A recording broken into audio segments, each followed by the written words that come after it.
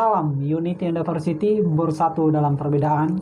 Ketemu lagi dengan gua Andres Kawali. Kali ini saya ingin merespon hasil reshuffle dari Presiden Joko Widodo. Dan ada yang spektakuler, ada juga yang penuh kontroversi. Dalam kesempatan ini saya ingin membahas 3 kementerian yang baru yang perlu untuk disoroti ke depannya. Yang paling pertama adalah Menteri Wisnu Tama, ya. Seperti yang kita ketahui bahwa dia sebagai Menteri Pariwisata dan Ekonomi Kreatif. Tentunya Pak Wisnu Tama diperhadapkan dengan masalah yang begitu besar, ya. Ini menjadi sejarah tantangan terbesar di Kementerian Pariwisata. Karena apa? Yang sebelumnya kementerian ini dikasih target 18 juta wisatawan mancanegara berkunjung ke Indonesia dengan target income itu sekitar 280 triliun, ya.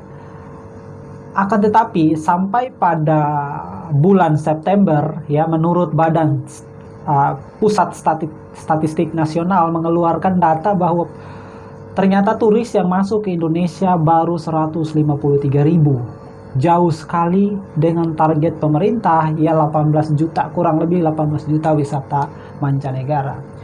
Itu artinya, apakah menjadi kegagalan dari Menteri Wisnu Tama atau menjadi sesuatu yang harus dimengerti mestinya oleh Presiden Joko Widodo?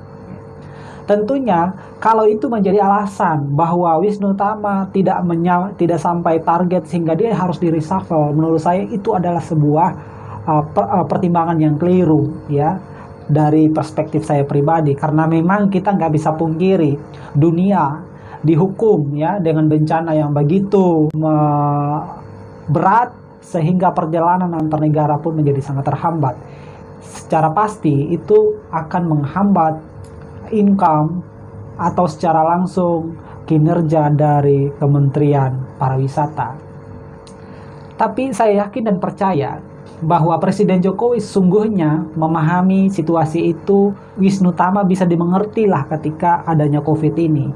Tapi jangan sampai kita lupa bahwa Wisnu Tama itu menduduki yang namanya Menteri Pariwisata dan Ekonomi Kreatif. Menurut hemat saya, mungkin saja dari segi pariwisata, Wisnu Tama tidak bisa bereksperimen dengan dana 5 triliun yang diberikan oleh negara. Dia tidak bisa bereksperimen secara signifikan karena memang adanya COVID. Tapi bagaimana dengan ekonomi kreatif? Sudah sejauh mana, ya, Wisnu Tama itu mengeluarkan program yang kreatif yang berkaitan dengan ekonomi?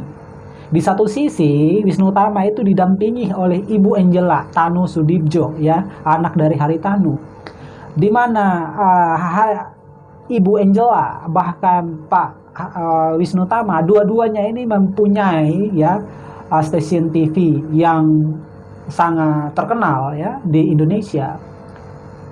Sudahkah kita melihat, ya, media yang mereka punya ini digunakan untuk mengasah kreativitas ekonomi rakyat UMKM, atau sebaliknya kita tidak melihat upaya-upaya itu? Nah, mungkin menurut saya pertimbangan itulah oleh Presiden menurut saya sehingga Wisnu Tama itu di-reshuffle dengan dana 5,5 kurang lebih 5 triliun, ya, tapi tidak menunjukkan terobosan-terobosan yang sangat nyata dari segi ekonomi kreatif, ya. Karena adanya pandemi ataupun tidak, tentunya kreativitas itu harusnya ditunjukkan oleh kementerian terkait. Nah, walaupun, ya, pencopotan dari atau reshuffle terhadap Wisnu Tama saya sedikit menyesali, tapi sebagai anak bangsa kita harus melihat dari 2 perspektif. Mungkin saja dari perspektif pariwisata Presiden bisa memahami karena pandemi, tapi bagaimana dari segi ekonomi kreatif, ya, karena kita tidak melihat langkah-langkah yang cukup signifikan yang dilakukan oleh Menteri Pariwisata dan Ekonomi Kreatif berkaitan dengan ekonomi itu sendiri. Nah, itu pendapat saya berkaitan dengan reshuffle Menteri Wisnu Tama. Terus selanjutnya banyak pro yang protes atas diangkatnya Ibu Tri Risma hari ini sebagai Menteri Sosial.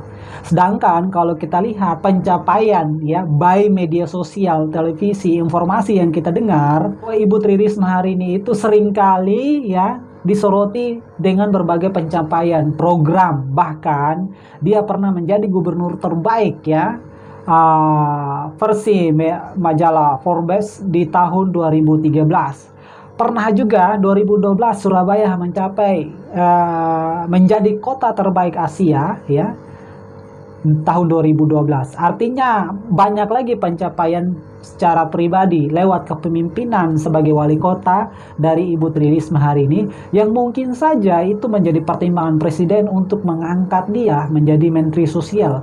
Apalagi kalau kita melihat ya di media-media sosial seringkali ya, Ibu Tri Risma itu datang langsung ke masyarakatnya, cari tahu apa kesulitan dalam pelayanan publik ya. Baik itu berkaitan dengan KTP, baik itu berkaitan dengan pelayanan di rumah sakit ya, termasuk di awal-awal dia menjabat sebagai wali kota, dia membubarkan yang namanya lokalisasi ya, tempat PSK terbesar di Jawa Timur, kalau nggak salah namanya Loli. Nah, kenapa dia membubarkan tempat PSK yang sangat besar dan legend itu? Karena dia melihat di sana banyak anak di bawah umur yang terjerumus ya di pekerjaan seks komersil, sehingga anak-anak regenerasi di tempat situ itu mempunyai masa depan yang suram. Dan pada akhirnya dia merubah itu semua, dia memberikan keterampilan sehingga mantan PSK ini mempunyai skill dan mereka bisa upgrade skill terus, dan pada akhirnya mereka bisa melakukan pekerjaan yang halal.